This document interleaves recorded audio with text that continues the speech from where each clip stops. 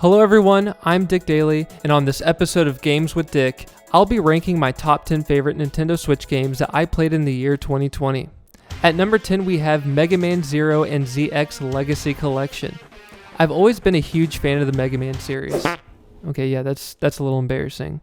I loved all the original Mega Man games, the first few Battle Networks, the Mega Man X series was my absolute favorite, but the Mega Man Zero series didn't really grab my attention until the Switch Collection came out and people had some nice things to say about it. I picked it up, started playing, and oh my god, these games are so hard. Mega Man games have always been pretty difficult, but this game is brutally mean. There are absolutely no checkpoints, you have to beat the entire level including the boss in one go. To do this on the first try is damn near impossible, but by your fifth attempt, you should have the entire level and the boss's attack patterns memorized.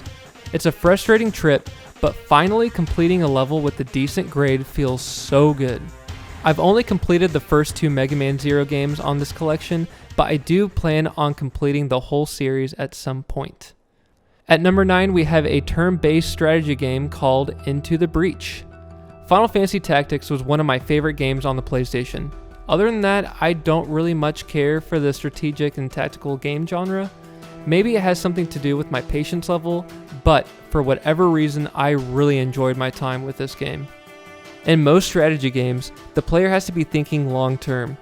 Into the Breach feels different because the matches are only a few turns long, and your enemies have the first move, which makes the gameplay feel very defensive. So the gameplay is designed for solving immediate problems, which is what I like. There's not much more I can say about this one. You play as these mech characters that are defending humanity from alien bugs. It's a fun game to pick up and play a few rounds of, and a great game to play on the go. Let's move on. Gato Roboto is a quick, charming Metroidvania and sits at number 8 on my list.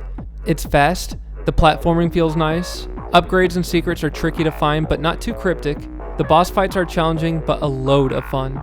This game is near perfect for me. I just wish it was a bit longer. A lot of the fun in Metroidvania games comes from the upgrades. It's what keeps the game exciting and not repetitive. It bummed me out that once I finally had all the new upgrades, there was only about an hour to use them before the game was over. The retro monochromatic graphics are also pretty neat.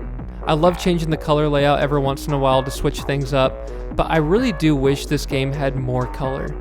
The enemies can be really tricky to see sometimes when they just blend in with everything else. The gameplay reminds me very much of Cave Story, so if you love that game, please check this one out. At number 7 we have A Short Hike. This game is adorable. The graphics are unique, the characters are funny, and the exploration in this game is perfect for me. I love open world games, but I hate the feeling of being overwhelmed. A Short Hike is open, has a lot of secrets to explore, but they're all condensed into a small world. I complain about Gato Roboto being a short game, but in A Short Hike, there is still plenty to do after completing the story.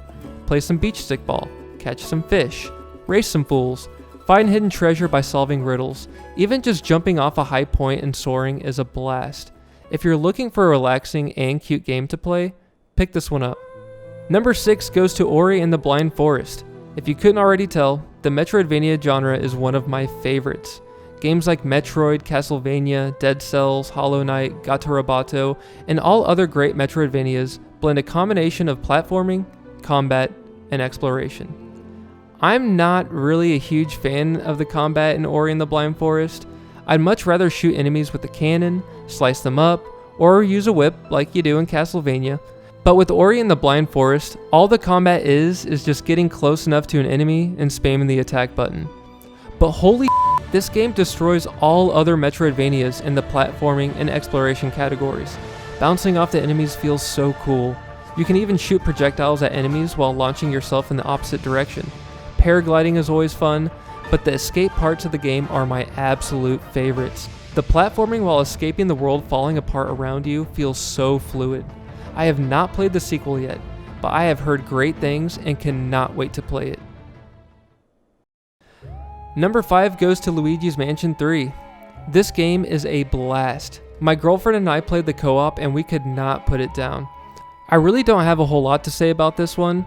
It's a physics-based puzzle game and it's made by Nintendo, so we're off to a good start. Solving puzzles while using the vacuum is super satisfying. Slamming ghosts to the ground and pulling off combos feels cool. The boss fights are also a really good time. It's just a really fun puzzle game. Maybe it would be lower on my list if I just played it in single player, but it's a great couch game to play with a friend or girlfriend. Astral Chain takes number 4 on my list. Before playing this game, the only thing I knew about Astral Chain is that the player controls 2 characters connected by a chain at the same time. After completing Astral Chain, I went to play every game made by the developer Platinum Games. At first, controlling 2 characters at once feels overwhelming, but once you get the hang of it, you can pull off some really badass looking moves. I also thought the gameplay would get repetitive, but that was not the case at all. Throughout the game, your robot learns new combos to keep the combat fresh. Then even later in the game, you capture more robots with their own unique combat style and movesets. Even the graphics are extremely impressive. It's hard to believe a game that looks like this runs on the Switch perfectly without any performance issues. Unfortunately, or fortunately, I didn't pay attention to the story at all. All my focus was on over-the-top action that made this game so great. I may get murdered by putting this at my number 3 spot, but hear me out. Animal Crossing is the number 1 most played game on my Switch. I really enjoyed this game for like the first 4 to 5 months. Animal Crossing starts off so addicting, slowly cleaning up your island, gathering resources, crafting, building houses, inviting villagers to live on your island. That was so much fun. But then what? Chores. In my opinion, the game was a game up until the credits. After that, Animal Crossing is no longer a game and becomes a chore. Pick up weeds, gather resources, fish, catch bugs every day. Why? I don't need to do this every day. I'm an adult. I have my own chores. Listen, Animal Crossing is charming as hell. Again, it's my number 1 most played game on my Switch. It's a great game to put on when I have nothing else to do. Clean up, collect, buy stuff, catch up, good enough. At the end of the day though, it's just a simulation game. I'm a gamer and I need to play games. Games like... Whoa, yes. Now this is a game. Okami came out on the PlayStation 2 back in 2006. I can't believe that. This game feels perfect for the Switch.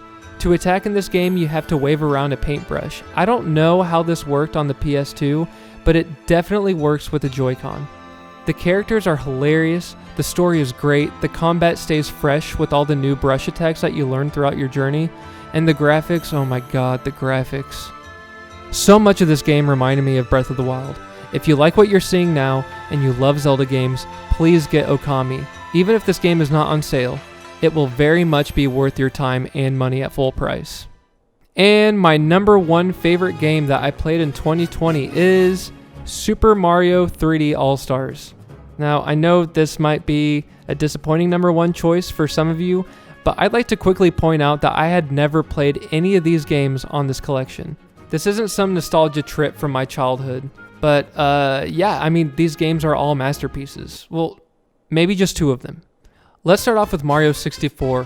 Holy shit, this game rules. It has some issues, right? It was made back in 1996. But this is coming from someone who has never played this game before. I'm talking years of being a passenger on the hype train, and I still loved it. The 3D controls are on point. I've said this before in a previous video, but I'd always rather play a game that perfects simplicity than an overambitious title that falls short. So what do you do in Mario 64? You run around and jump on things, and that's it. Pretty simple. But you can tell that the developers did everything they could to perfect what controlling a 3D character should feel like. And I can see why it's considered one of the best games of all time. My expectations were high playing Mario 64, and they were exceeded. Mario Sunshine, not so much. It's a great game, but when you're comparing it to Mario 64 and Super Mario Galaxy, oh my god, what a great time I had with this game too.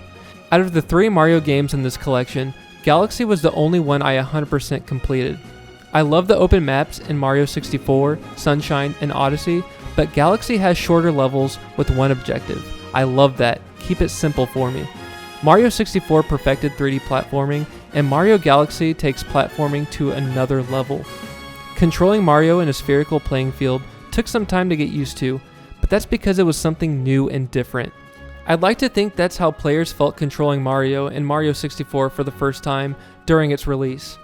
Mario Galaxy is fun, extremely creative, and I hope Mario Galaxy 2 comes out for the Switch very soon.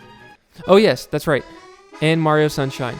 It's a great game, I loved it, it's just not my favorite Mario game. So that's it. I can't wait to play more video games this year and maybe make another one of these videos next year. I hope you all enjoyed this video, and thanks for watching.